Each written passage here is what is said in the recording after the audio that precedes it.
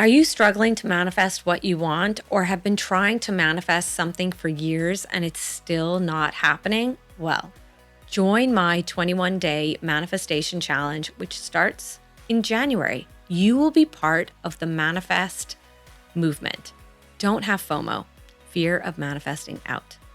Join the challenge at pausepenny.com.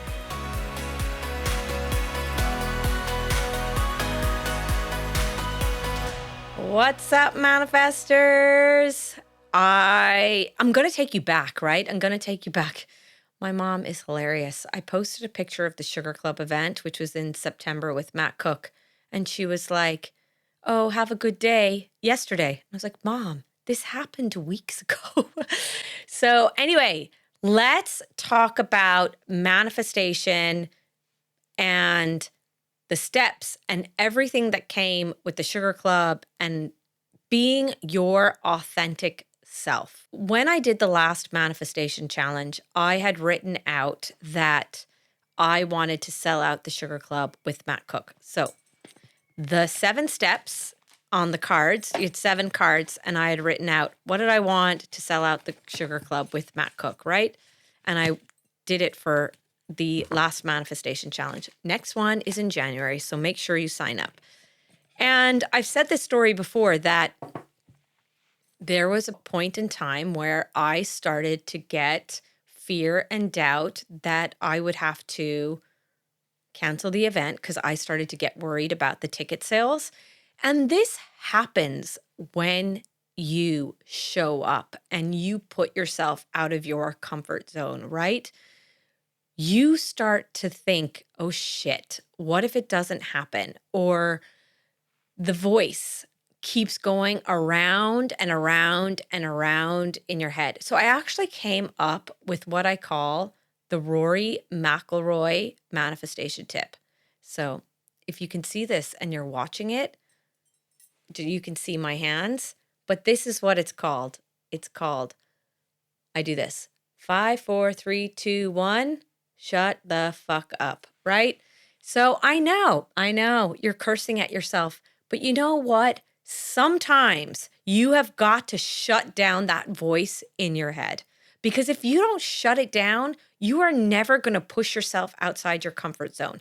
And I guarantee you that one time you push yourself outside of your comfort zone is when you are going to start to just grow and grow and expand and expand. And I'll give you an example, right?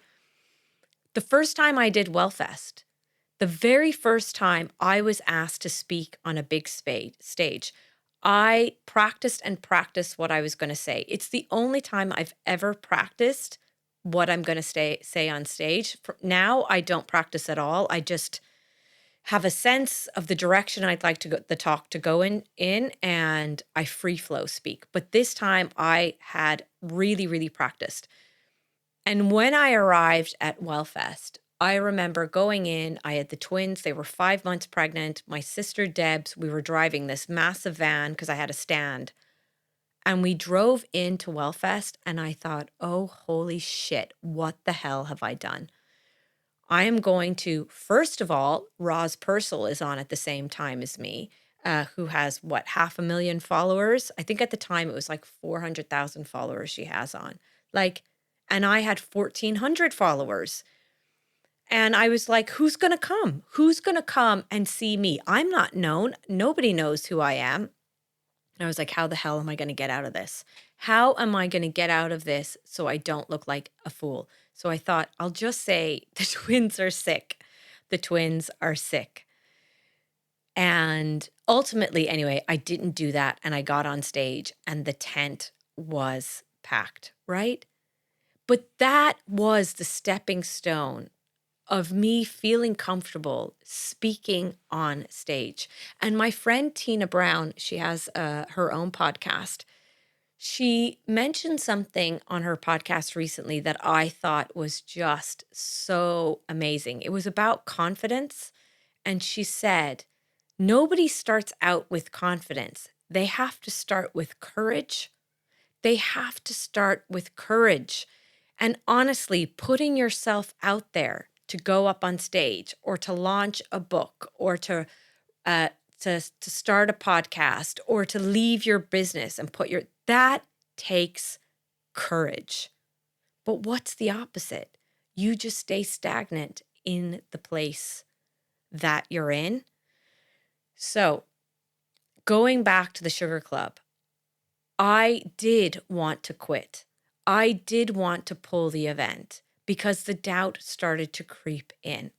But at some point, I had to say to myself, why? Why do you feel this way? And you can use this for everything that you want.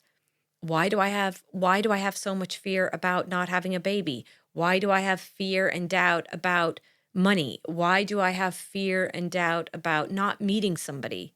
And then you just peel it back and back and back. Ask yourself the question, well, why? And the question for me, why was, well, what are you afraid of? And I was afraid of looking stupid.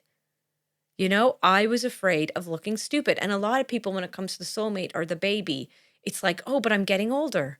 Well, there's a lot of people that are older that are having a baby. I just met my friend yesterday. She's 45, I think, and she's pregnant. She's 45. And I know as we get older, it may get harder, but it is happening. People are meeting people when they're older. People are having babies when they're older. I had one of my manifesty besties, huge part of the manifestation queen community. Her name's Marie, older woman. And she was manifesting a soulmate.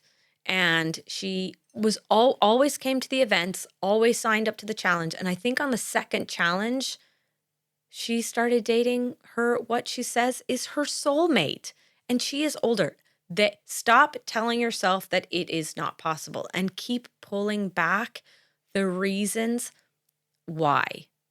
Like, why do I feel this way? Okay, so getting back to being authentic and showing up as who you are and confidence and all of that. So I got a message from somebody on Instagram, and I know her well from speaking with her, but she has a huge following. She's over 800,000 followers, and she she's younger than me, but we just get on really, really well.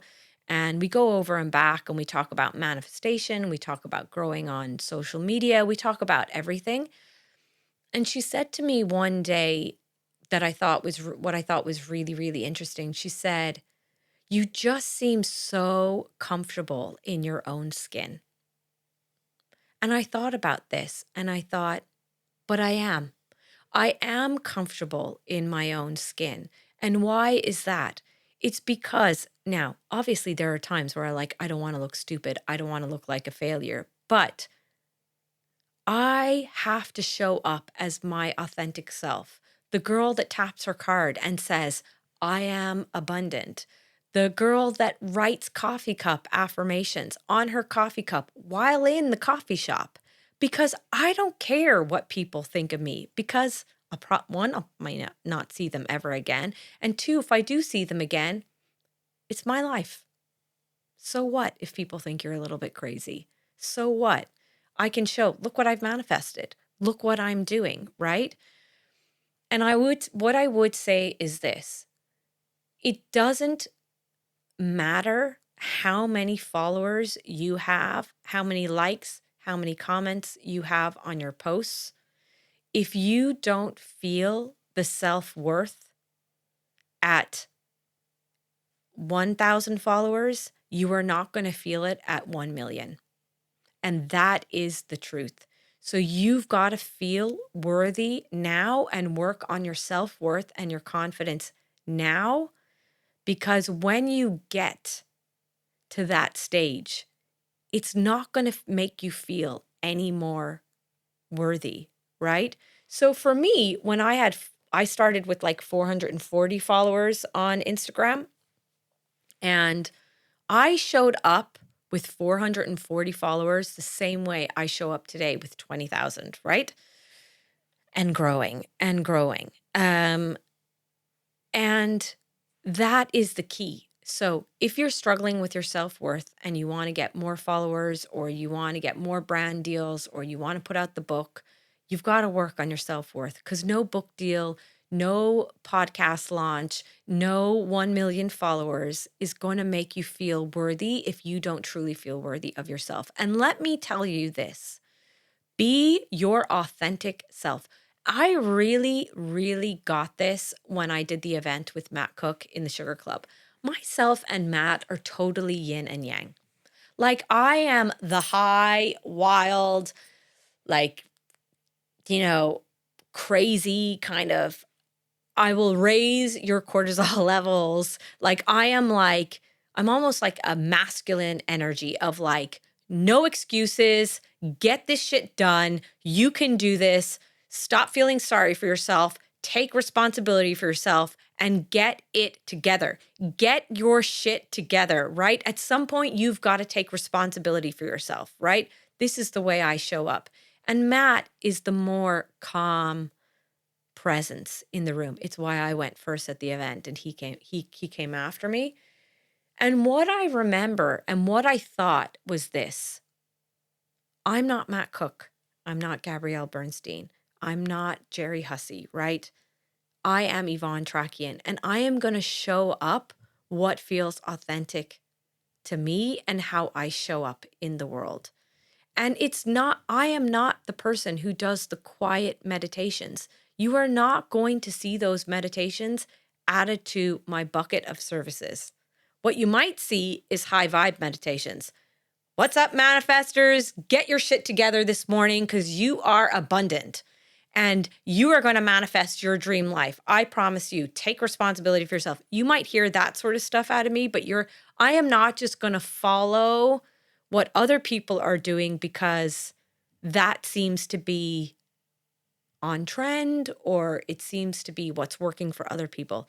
I am going to do what feels authentic to me. And I am going to put that out in my life across lots of things. And I'm going to give you a really good example of this. Okay. There is nothing that gives me the ick more. I'm going to call it the ick on social media than this. This really, really drives me crazy. And I actually question, is this what people are actually doing on social media for likes and comments? Because if it is, it just feels so inauthentic to me. And I am absolutely not going to do it. And it's this. Sometimes what people will do is they'll create a reel and they want to get more traction on the reel. So they'll send it to me. And it's like implied, like my reel or comment on my reel. And I'm like, no, I am not doing that. I hate that. Is that what people are doing? Creating reels and then sending them to everybody in their DMs to say like the reel? I'm just not doing that. And I don't do that myself. I will never create a reel and send it to someone and say, can you please like, comment, or share this? Ever. So if it's done to me, I will say back to you. I'll either ignore it or I'll say back to you, I'm sorry. I said it to somebody yesterday. I was like, I'm sorry, but like, this is not authentic to me. I'm not going to like this reel because you sent it on to me. And you've got to be confident in your ability to say these things to people. And you just say them. I don't want you to take this personally, but this isn't authentic to how I am. I don't do this to other people, so I'm just actually not going to like that reel because you've sent it to me this way. It's just not the way I operate. So letting go of being a people pleaser. You don't want to hurt people's feelings. Well, what you put out is more of what you're going to get back, right? So if you keep doing things that don't feel authentic to you, you're going to start showing up as an inauthentic person.